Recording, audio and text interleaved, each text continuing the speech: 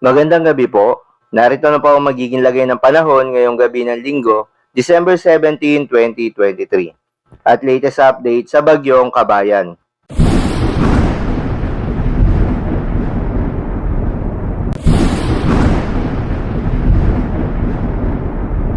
Sa kasalukuyan nga at ayon sa Pag-asa ay tatlong weather system ang nakakaapekto sa ating bansa.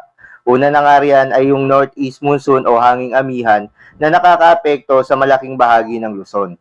Kabilang na ang Cagayan Valley, Apayao at Kalinga.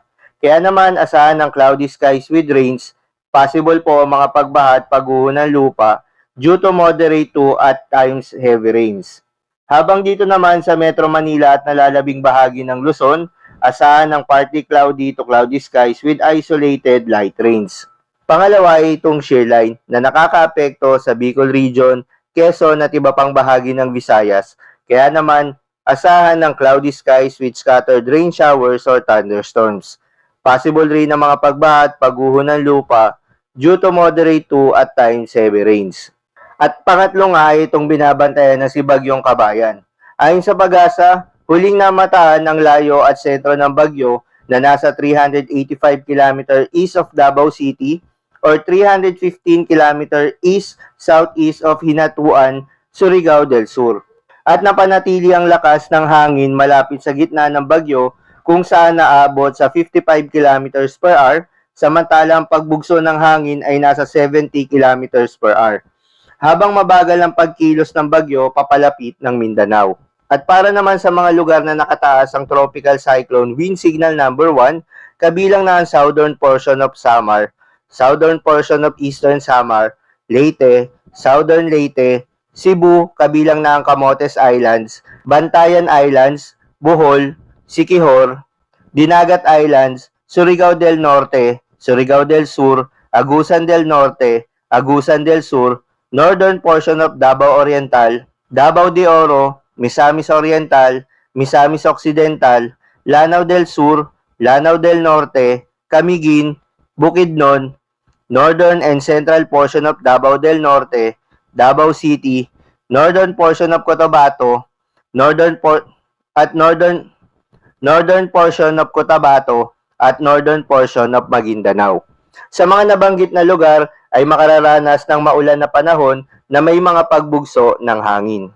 Samantala, para naman sa latest track ni Bagyong Kabayan, tinatayang susundan nito ang direksyong westward o west-northwestward sa buong kapuluan ng Pilipinas sa loob ng 2 araw at mapanatili ang lakas nito. Gayunpaman, hindi inaalis ang posibilidad nito na maabot ang kategorya na tropical storm bago ang paglandfall nito. Ayon sa track forecast, ay posible maglandfall ito sa baybayin ng Surigao del Sur o Davao Oriental ngayong gabi o bukas ng madaling araw. At posibleng tawirin ang mga lupain ng Mindanao at lalabas sa Bohol Sea o Sulu Sea bukas ng umaga o hapon. Dahil sa mga frictional effect na nauugnay sa landfall, si Bagyong Kabayan ay inaasahang ihina sa ibabaw ng lupa at ang posibilidad na mag-downgrade sa low pressure area habang binabagtas nito ang kalupaan at muling lalakas kapag nasa karagatan na muli ito.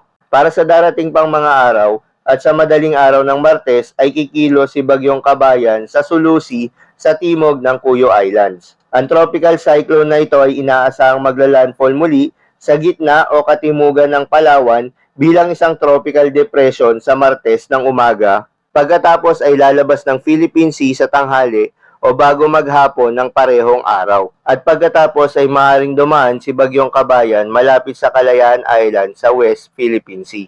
Dapat bigyang diin na dahil sa likas na lakas nito bilang isang tropical depression, maaari pa ring magbago ang track at intensity forecast nito. Para naman sa lagay ng mga dagat baybayin, ay may nakataas na po tayong gale warning. Ayon sa Pag-asa, dahil yan sa Bagyong Kabayan at northeast monsoon o hanging amihan, kaya asahan ng matataas na mga pag-alon sa mga baybayin dagat ng Ilocos Norte, Ilocos Sur, La Union, Pangasinan, Batanes, Cagayan, kabilang na ang Babuyan Islands, Isabela, northern and eastern coast of northern Samar, eastern Samar, southern Leyte, Dinagat Islands, Surigao del Norte, Surigao del Sur, Aurora, northern Quezon, kabilang na ang Polillo Islands, Camarines Norte, at northern and eastern coast of Catanduanes. Sa mga nabanggit po ng mga coastal waters ay bawal pong pumalaot ang ating mga kababayan para sa ating kaligtasan. So yun lamang po para sa lagay ng panahon ngayong gabi ng linggo. Keep safe everyone.